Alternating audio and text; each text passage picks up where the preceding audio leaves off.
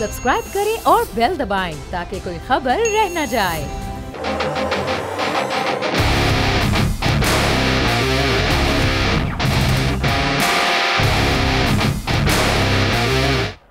अस्सलाम वालेकुम नाज़रीन, आप देख रहे हैं बजट स्पेशल ट्रांसमिशन। और जिस तरह से हमने आज देखा कि इक्तिसादी सर्वे उसको पेश किया गया वफाकी वज़ीर ख़जाना मोहम्मद औरंगज़ेब की जानिब से, और आज ही उन्होंने कहा कि अहम मुआशी अहदाफ हासिल करने में नाकामी हुई। साथ ही साथ उन्होंने बड़ा अहम नुक्ता उठाया। उन्होंने कहा कि सनती तरक्की महंगाई में अलबत्ता कमी वाक़ई हुई है। ये इक्तिसादी सर्वे उन्होंने पेश किया और भी बड़े अहम निकात इस हवाले से उन्होंने रखे हमारे सामने। मैं पैनलिस्ट का तारुफ करवा देती हूँ। हमारे साथ नज़ीर लगारी साहब कराची स्टूडियो से हमारे साथ मौजूद हैं, एहतशामुल हक साहब इस्लामाबाद स्टूडियो से हैं, डॉक्टर दानिश वीडियो लिंक के जरिए, और शहजादा जुल्फ़िकार साहब कोयटा से वीडियो लिंक के जरिए हमारा साथ दे रहे हैं।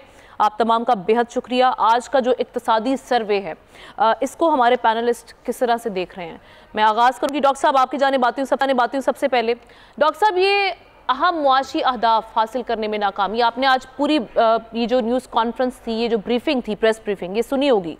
कौन कौन से अहम निकात जिन पे आप रोशनी डालना चाहेंगे? सबसे पहले यही है कि इन लाइटर मूड में इसको स्टार्ट इस तरीके करता हूँ कि पाकिस्तान पीपल्स पार्टी और एमक्यूएम ने कहा कि आप बजट बना रहे हैं हुकूमत से, नून लीग से, तो आपने हमसे तो पूछा ही नहीं जी। नून लीग ने उनको जवाब दिया कि जी हमसे किसने पूछा है।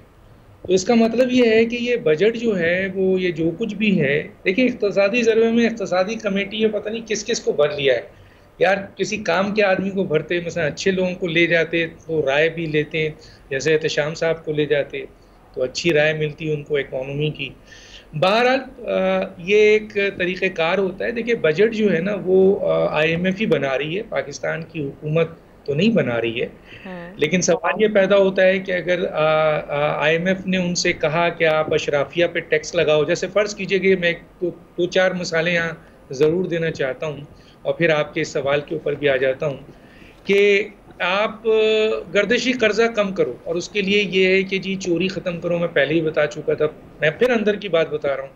तो उस पर कहा गया है कि जनाब चोरी ख़त्म करना बड़ा मुश्किल है। कहने लगे जी हमें तो टारगेट चाहिए। IMF कहती है कि हमें टारगेट चाहिए, हम आपको रास्ता ही बता रहे हैं। और रास्ता उन्होंने बताया एक कि भाई आप गर्दिशी कर्जा ख़त्म करना चाहते हैं, आपका मेन मसला चोरी है और पूरे मुल्क में चोरी है और बहुत बड़ी तादाद में चोरी है। तो उन्होंने कहा कि हम इसमें कामयाब नहीं होंगे, तो उन्होंने कहा कि ठीक है फिर टैक्स बढ़ाइए। अब सवाल ये पैदा होता है कि पाकिस्तान की जो रेवेन्यू है 3 जगह से होता है ना। आपका एक प्रोडक्शन, कि आपका चीज़ आती का आप बनाते हैं, उसको बेचते हैं, एक्सपोर्ट करते हैं, कमाते हैं, ज़र मुबादला आता है। दूसरा रेमिटेंस आता है, बाहर से आता है। तीसरा टैक्स नेट है। अच्छा, अब उन्होंने कहा कि जी जनाब रियल इस्टेट पर टैक्स लगाइए, तो हुकूमत खामोश हो गई। उन्होंने कहा ज़राअत पे टैक्स लगाइए, हुकूमत खामोश हो गई। उन्होंने कहा ट्रेडिंग पे टैक्स लगाइए, हुकूमत खामोश हो गई। उन्होंने कहा नहीं लगाएंगे आप, तो हमें तो टैक्स चाहिए। तो फिर उन्होंने कहा जी हम उन पे टैक्स लगाएंगे जो ऑलरेडी टैक्स लगा हुआ है, या गरीबों पे टैक्स लगा देंगे। यही हो रहा है, मैं गलत नहीं कह रहा हूँ। Exactly. बता रहा हूँ कि यही चीज़ हो रही है।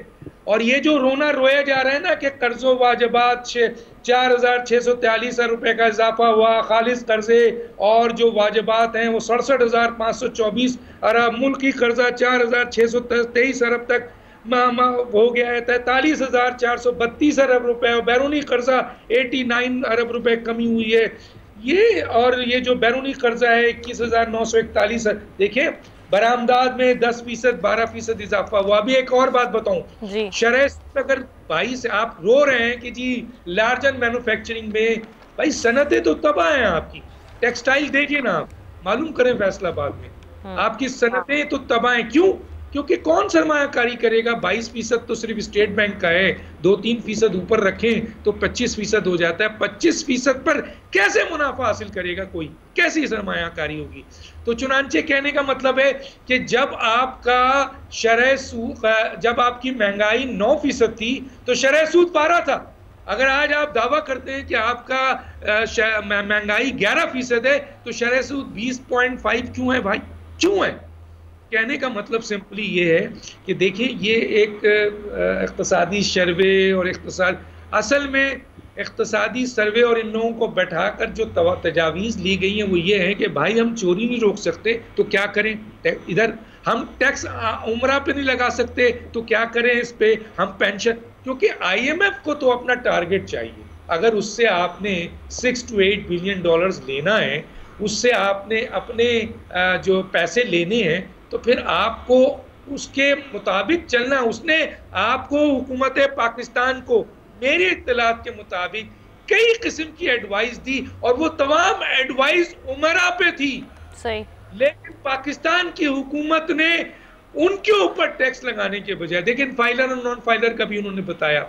इवन उन्होंने जो है आपके ये भी जो आप सब्सिडी देते हैं, उन्होंने कहा हमें एतराज नहीं है आप गरीबों को सब्सिडी दें, लेकिन पैदा तो करें पहले, आप लाए तो आप गरीब जो पैसा है हमें देने के बजाय आप सब्सिडी दे दें और अमीरों को मराहत दे दें, रिलीफ दे दें और दूसरी चीज़ें दे दें, तो कैसे हो सकता है? तो मेरा ये ख्याल है कि ये जो सर्वे उन्होंने दिया है, बेचारे ने खुद माना है कि हम मसाइल से निकले हैं। मैं क्या क्या एक एक चीज़ को तो कोड नहीं कर सकता, मैं एक जनरल राय आपको दे रहा हूँ कि वजीर खजाना ने कुछ अच्छी चीज़, जैसे एक बहुत अच्छी चीज़ हुई। देखिए पाकिस्तान जो है ना, अगर आप कायदे आज़म का वो स्टेटमेंट सुने कि पाकिस्तान सनती मुल्क है और ज़रई मुल्क है, लेकिन हमने ज़रई मुल्क और सनती मुल्क को ट्रेडिंग का मुल्क बना दिया।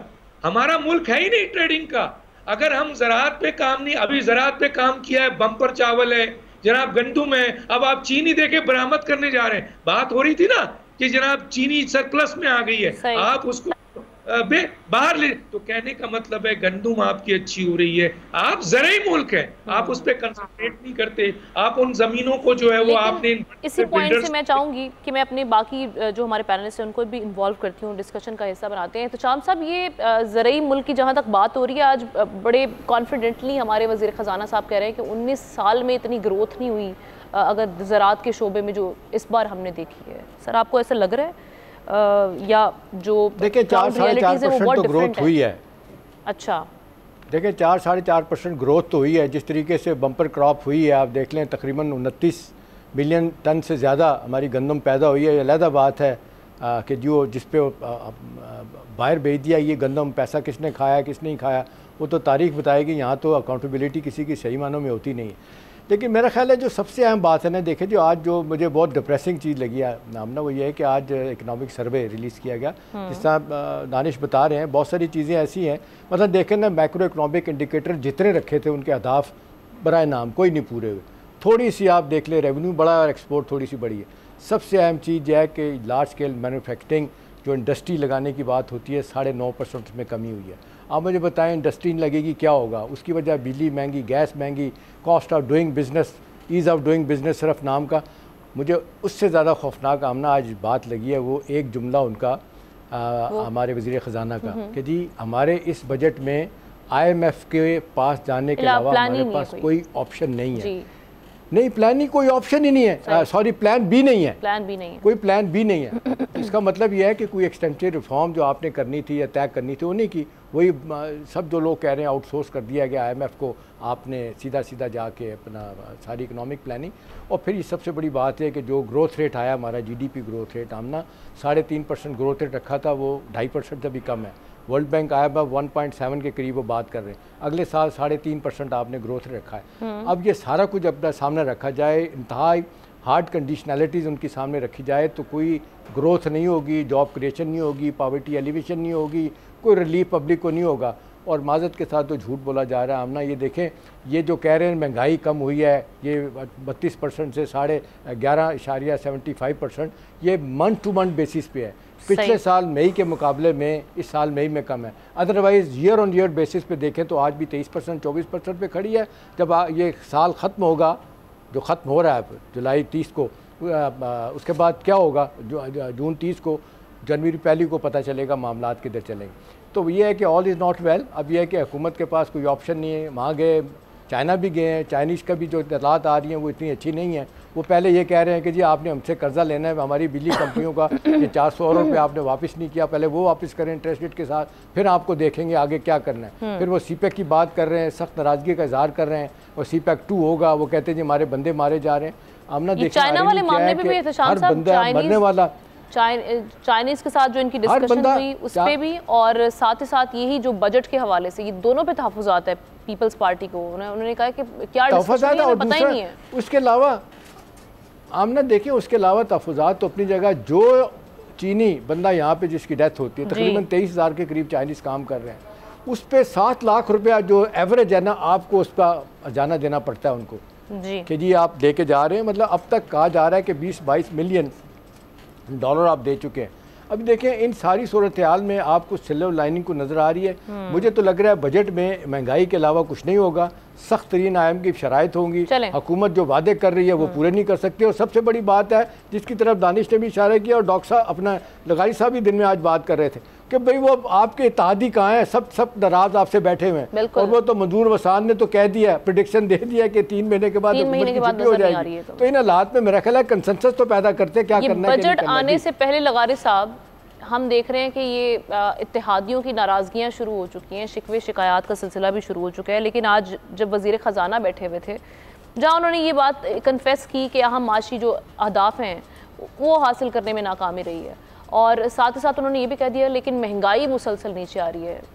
बगारी साहब कैसे देख रहे हैं? मुआवजा है ना, देखें इस तरह से पहले हमारे सामने कई दफ़ा ऐसा हुआ है कि जब नजूमी आता था, या वो नजूमी नहीं बल्कि एक आता था जो बाजीगर आता था और जादू दिखाता था और जादू की छड़ी घुमाता था, इस तरह से इन्होंने जादू की छड़ी घुमाई है कि मुल्क तरक्की नहीं कर रहा है, GDP का टारगेट हम हासिल नहीं कर सके, जितने अहदाफ से वो हासिल नहीं कर सके, लेकिन महंगाई कम हो रही है। ये महंगाई कम हो रही है, वो उसका तो आपको असल हालत जो है वो बता दी है हिशाम साहब ने। मसला ये है कि ये रियासत को और क्या चाहिए अपनी नाकामी के इजहार के लिए, अगर ये सारा सिस्टम इसी तरह से चल रहा है। और ये कि अभी ये नई खुशखबरियाँ भी सुना रहे हैं कि अगले इसी साल जो है वो जा रहे हैं निजकारी करने के लिए इदारों की, और निजकारी मुझे मालूम है कि कैसे करेंगे, औने पौने दामों नहीं करेंगे, बल्कि कहेंगे कि जनाब हमसे ले लीजिए और हमसे ही कुछ ले लीजिए, और वो इदारे जो अपने पास रखिए। अच्छा, ये इदारे ऐसा नहीं है कि इनको ठीक नहीं किया जा सकता, इनको बेहतर नहीं किया जा सकता, इनको बेहतर किया जा सकता है। और यही इदारे थे जो दुनिया के दीगर इदारों की वो तख्लीक कर रहे थे, बना रहे थे।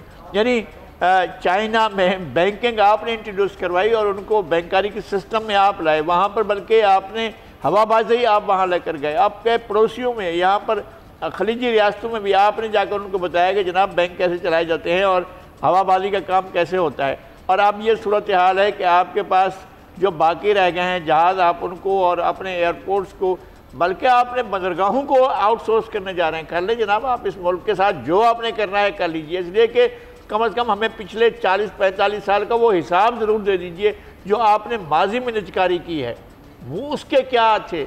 मैं कहता हूँ कि ऐसे लूट का माल भी, चोरी का माल भी कोई इस तरह से नहीं बेचता है जिस तरह से इन्होंने इदारों को बेचा है। कोई ऐसा इदारा नहीं है जिसके बेचने में इनके किक बैक्स ना हो, और तमाम इदारों में कोई चीज़ ऐसी नहीं इन्होंने बेची है जिसके अंदर इनके बड़े बड़े, बहुत बड़े, और ये बिलीनियर हो गए, दुनिया के अमीर तरीन में हो गए। हुक्मरान ख़ानदान पाकिस्तान के जो है वो दुनिया के अमीर तरीन ख़ानदानों में शुमार होते हैं, और उन्होंने सब कुछ इसलिए किया कि इन्होंने हर सौदे में, हर चीज़ में अपना फ़ायदा देखा है, और फिर कौम का फ़ायदा देखा ही नहीं, मुल्क का कोई फ़ायदा नहीं देखा, मुल्क के साथ इनका ताल्लुक ही नहीं था। मुल्क जिस चीज़ का नाम पाकिस्तान है वो इनका मुल्क नहीं है, वो इनका कारोबार है, वो इनका धंधा है, और वो भी कारोबार जो बेईमानी का कारोबार है, जिसके अंदर कारोबार में ईमानदारी दिखाई जाए तो वो कारोबार भी तरक्की करता है। और हर चीज़ सिर्फ ये है कि हमने इसमें से खाना, इसकी हड्डियाँ नोचनी है, इसको नोच नोच के खा जाना है और फिर इसको इस हालत में छोड़ देना है, ये तय करके। और मौजूदा हुक्मरान तो बस इस काम में माहिर हैं, इन्होंने तो कुछ भी नहीं किया सवाए इसके कि इनके इक़्तिदार के पूरे दौरानिया को देखें, ये सब कुछ हो रहा है। अब ये कह रहे हैं कि जनाब हम जा रहे हैं, आगे बढ़ रहे हैं और हम निजकारी की तरफ जा रहे हैं, चलें आप इस तरफ जाएं। और इनके साथ कहा जा रहा है कि भाई लोगों को क्या मिलेगा। सवाल अब भी ये है, हमारा सवाल भी है, प्राइवेटाइजेशन से कुछ मामला बेहतर नहीं हो जाएंगे जो हम हालत देख रहे हैं जिन इदारों नहीं, आप वो बाहर वो जाएंगे वो इदारों को, तो वो तो आपके इदारे नहीं रहेंगे ना जब आपके पास से चले जाएंगे। फिर आपने कहा हमने तरक्की की, भाई बड़ी तरक्की की, देखिए हमने वो शाहराह बनाई, वो शाहराह बनाई, वो मोटरवे बनाई, वो मोटरवे बनाई, ये नहीं बताते। फिर हमने उस मोटरवे को गिरवी रखा, फिर हमने उस मोटरवे को गिरवी रखा, फिर उसको मोटरवे को गिरवी रखा और वहां से पैसे लिए, हमने वो बिल्डिंग गिरवी रख दी। अब 2-3 इमारतें बाकी हैं, बाकी हैं। लगारी साहब एक चीज माजरत के साथ, लगारी साहब ये रूजवेल्ट रोड न्यूयॉर्क का बेचने जा रहे हैं और इतलात ये है कि अपने किसी को पैसे बेचने का इरादा है, फिर बीच में से कट बैक ली जाएगी। बिल्कुल ये तो इनकी कोशिश पिछले 25-30 साल से चल रही है। जब से ये इक़्तिदार की राहदारियों में मौजूद हैं, तब से ये सारा काम कर रहे हैं, 1990 से लग रहे हुए हैं। रोजवेल डॉलर तो उनकी आंखों में छुप रहा है और वो इन्होंने ही बेच रहा है और कोई नहीं बेचेगा। इन्होंने बेच रहा है इसलिए कि जो सिस्टम के इसमें बहुत फ्लेक्सिबल होते हैं, सिस्टम में ये कर लेते हैं चीज़ें, और अफराद का फ़ायदा होता है, इदारों का फ़ायदा नहीं होता, कौम का फ़ायदा नहीं होता, मुल्क का फ़ायदा नहीं होता, चंद अफराद का होता है, जिसमें ये शाही ख़ानदान शामिल है और जिसमें कुछ और लोग शामिल है, उनका फ़ायदा होता है। चले हम जुल्फ़िकार साहब की जाने बढ़ते हैं। जुल्फ़िकार साहब, ये जो एक तो पहले मैं आपका कमेंट चाहूँगी इक़्तिसादी सर्वे की जो आज ये इन्होंने ब्रीफिंग दी है, इसको किस तरह से देख रहे हैं, और साथ ही साथ ये भी ज़रा बता दीजिएगा जिस तरह से हमने देखा कि जब PMLN की गवर्नमेंट जिस वक्त उन्होंने इक़्तिदार संभाला, अगर उस वक्त बात की जाए पेट्रोल प्राइस 279 थी जो अब 268, यानी 100 रोज़ आज मुकम्मल होने के बाद, और साथ ही साथ वो जो कह रहे हैं कि महंगाई की शरह उसमें भी सालाना बुनियादों पर कमी वाक़ई हुई है। लेकिन सारा बात यह कि अगर हम ये सारी इस दौरान देखें तो गैस की कीमत में 147% इजाफा भी हुआ है और इसके साथ साथ बिजली की कीमत में 10 से 12 बार इजाफा किया गया है। ये सारी सिचुएशन को देखते हुए अवाम को कहाँ पर रिलीफ मिला है? अवाम को बिल्कुल रिलीफ नहीं मिला। और अब ये आज की जो सूरत-ए-हाल है, ये सूरत-ए-हाल कोई ऐसे नई नहीं है कि पिछले 4 माह में जो है बहुत अच्छे हालात ठीक थे और अभी ख़राब हुए हैं। 2 साल पहले हालात बहुत ख़राब थे, अभी ठीक थे, अभी ख़राब हो गए, ऐसा नहीं है। और ये पिछले जो भी हुक्मरान आए हैं उन्होंने यही किया है कि कर्जे लेते रहें, आप मुल्क चलाते रहें और उसके बाद चीज़ों को देखते रहें। अब PTCL बना, जब उसको पाकिस्तान टेलीकम्युनिकेशन वो था, अदारा था, उसको निजकारी में दिया ना, जो आप नहीं चला सकते हैं आपको निजकारी में देना पड़ेगा। हाँ, ज़रूर ये है कि उसकी ज़रूरत आपकी की। अब रेलवे है और 32 अरब रुपए सालाना आप उस पर खर्च करते हैं और वो आप उनको खसारा पूरा करते हैं।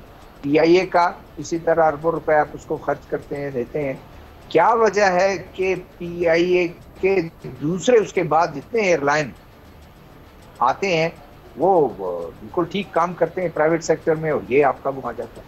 बहरहाल इस चीज़ को देखना पड़ेगा। मुझे तो जो बात आपने कही और ये ठीक है बिल्कुल कि जो इकनॉमिक सर्वे है कि हम नाकाम हुए हैं, उसकी वजूहत बहुत सी हैं कि आज कर्जा जो है 65,000 गालिबन को 525 अरब जो है वो पहुंच गया है। अब उस पर सूद भी हम देते जा रहे हैं, इन अदारों को भी चलाना है जो मुनाफा बख्श नहीं है, और उसके अलावा आपने आवाम को भी देखना है, पेंशन कहाँ तक पहुँच गया, उसके बाद उनके अलाउंसेस जो है। बात हर दफ़ा हम यही करते हैं अपने प्रोग्राम में कि खर्चे अखराजात की कंट्रोल करें। पहले तो खर्चे अखराजात कंट्रोल करें, उसके बाद जो है वो चीज़ों को आगे ले जाते हैं। बाकी मुझे एक पीपल्स पार्टी का जो मेरे पास एक वो आया है, मुझे तो बड़ा मज़ाक़-ए-ख़ेज़ लगा कि पहला उसका वो ये है कि लाइन है कि पीपल्स पार्टी ने अपने मुतालबात पेश कर दिए। एक तो उन्होंने मुतालबात पेश कर दिए, दूसरा यह है कि फिर वो सारे मशवरे दे रहे हैं कि आप आवाम को रिलीफ दें, इंडस्ट्रियल सेक्टर को बहाल करें। बिल्कुल जैसे ये है कि जैसे अपोजिशन में जब लोग होते हैं तो हुकूमत को या किसको बड़े मशवरे दे रहे होते हैं और उसके बाद अगर जब वो खुद होते हैं तो फिर भाई देखें, आप हुकूमत में शामिल हैं, सदारत आपने ले लिया, चेयरमैन सेनेट आपका है, डिप्टी स्पीकर जो है, डिप्टी स्पीकर नेशनल कौमी असम्बली का आपके पास है और बहुत से आपके काम हो रहे हैं। आप शामिल हो जाए ना हुकूमत में, आप उनमें बजट साजी में आप बैठे उनके साथ। पहले से ही आपको 2 महीने पहले उनके साथ वो करना चाहिए था कि लाइन भाई बजट में आप क्या कर रहे हैं। एन मौके पर आप कहते हैं कि हम देखते हैं कि हमने वोट देना है नहीं देना है, तो सॉर्ट ऑफ ब्लैकमेलिंग मुझे लगती है, क्योंकि यही मौका है कि चाहे MQM हो, चाहे पीपल्स पार्टी हो या दूसरी अगर कोई इत्तेहादी जमातें हैं या इंडिविजुअल्स हों, उनको यही मौका है कि उन्होंने पाकिस्तान मुस्लिम लीग नून को स्क्वीज करना है। इसके बाद उनका बजट मंजूर हो जाएगा, उसके बाद फिर वो मजे करते रहेंगे, फिर वो घास भी नहीं डालेंगे। तो ये मुझे बड़ा मज़ाक़-ए-ख़ेज़ लगा। चले तो सर, ये इस चीज़ को देखना है। सर अब ब्रेक लेते हैं, आप कंटिन्यू कीजिएगा इस हवाले से, बजट के हवाले से जो ख़ुसूसी ट्रांसमिशन है उसमें गुफ्तगू का सिलसिला जारी है। एक ब्रेक लेते हैं।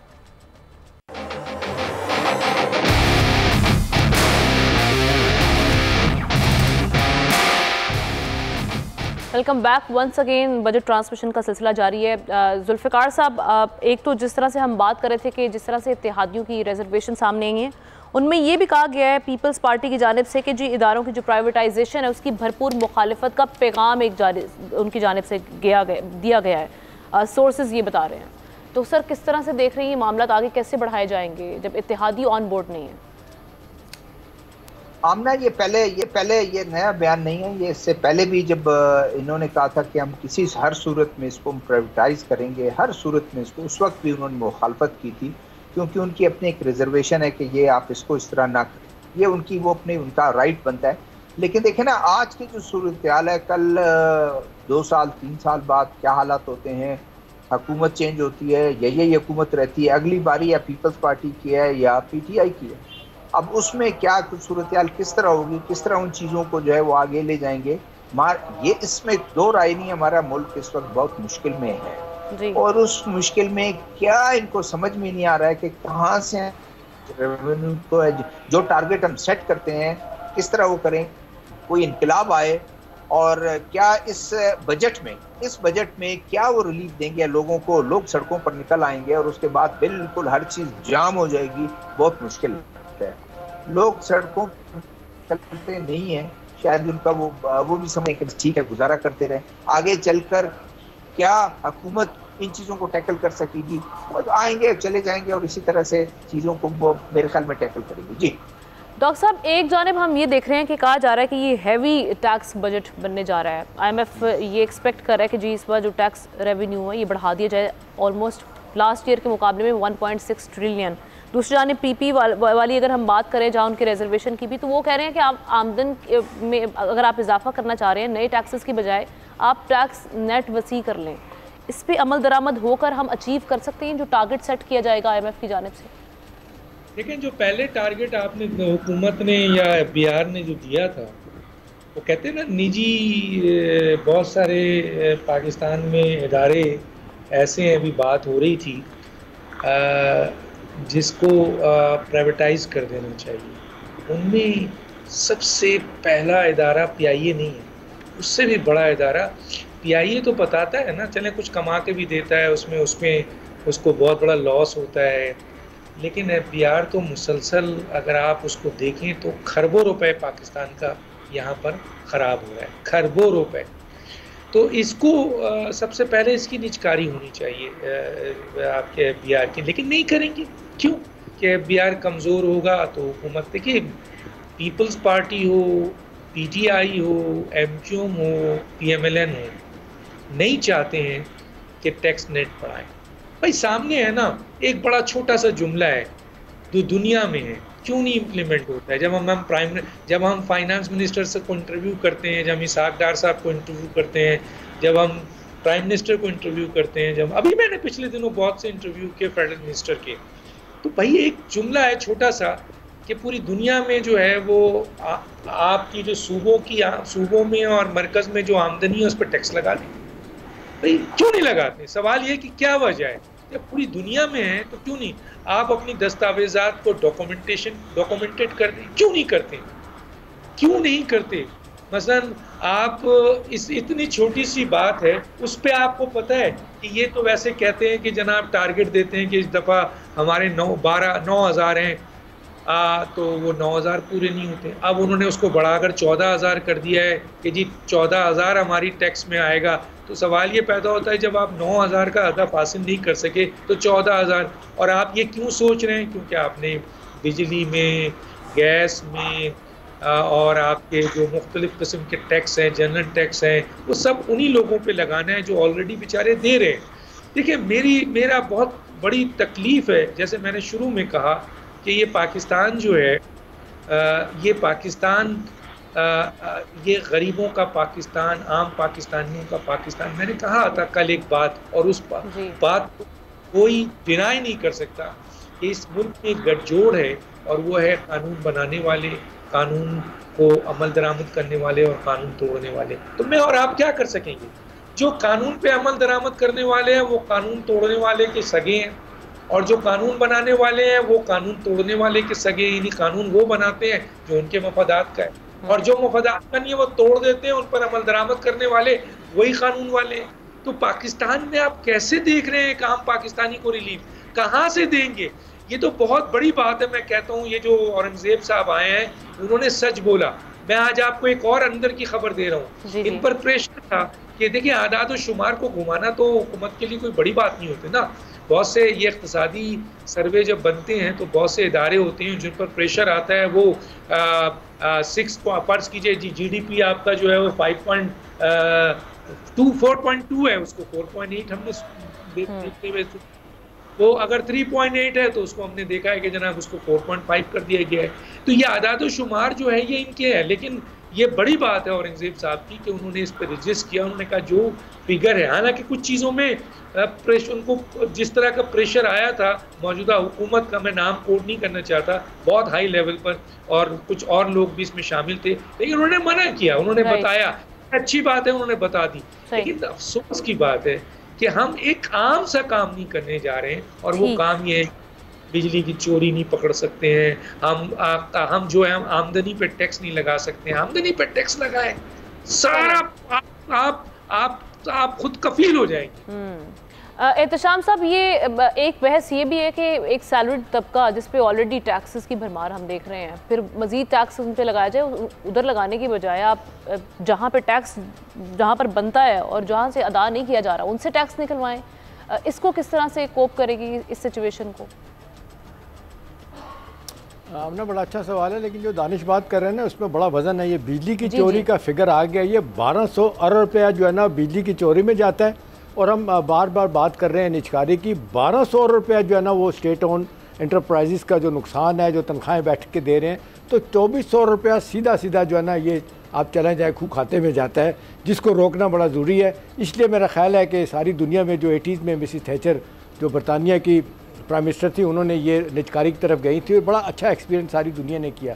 अब हमारे यहाँ देख लें जो अदारे हुए, उसमें बैंक्स देख लें, PTCL देख लें, कुछ और हैं, ज़्यादातर अदारे खसारे में। अभी उनसे जान छुड़ाई जाए, बेचा जाए, उनसे टैक्स आएगा, आपका गवर्नमेंट के पास तो शेयर होल्डिंग उसकी रहेगी, मैनेजमेंट उनके पास ही रहेगी। अभी PTCL को अभी तक 35% शेयर दिए हैं, बाकी तो हुकूमत के पास ही हैं। वो ज़मीनें मैंने नहीं दी, अभी $800 मिलियन भी हमने उनसे लेना है। देखिए बड़ी अच्छी एक स्टडी किया हमने, वो ये है कि Pakistan institute of development economics और ये policy research institute of economy ने बड़ा अच्छा एक वाइबल बना के दिए। पहली दफ़ा मैंने पढ़ के खुश हुआ दिल।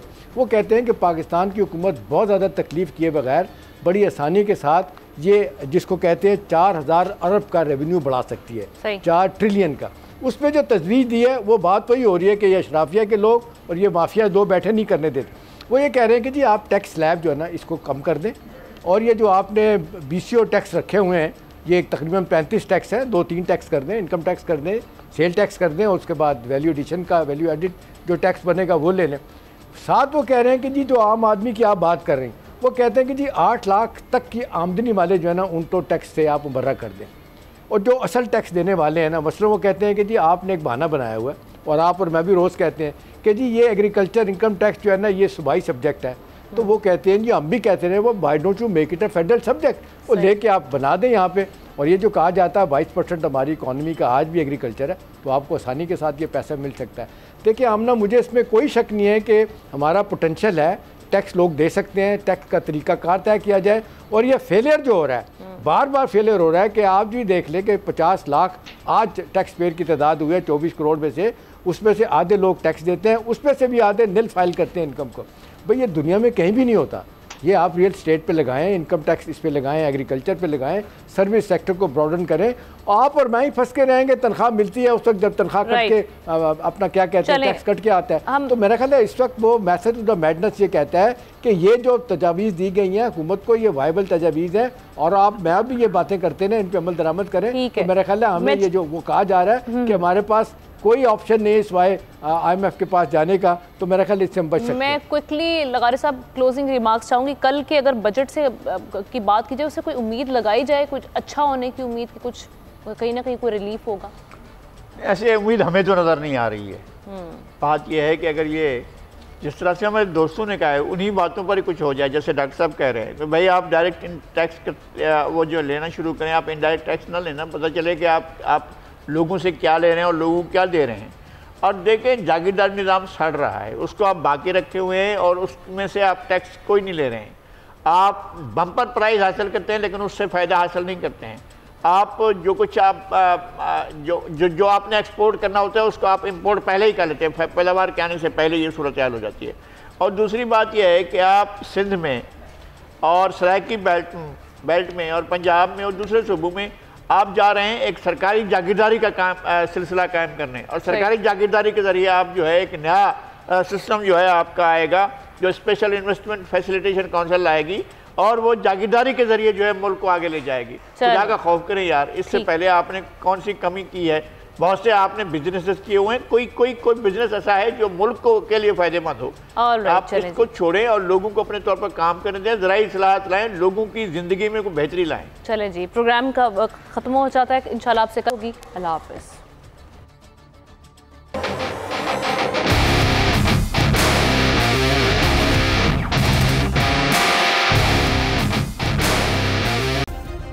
सब्सक्राइब करें और बेल दबाएं ताकि कोई खबर रह न जाए।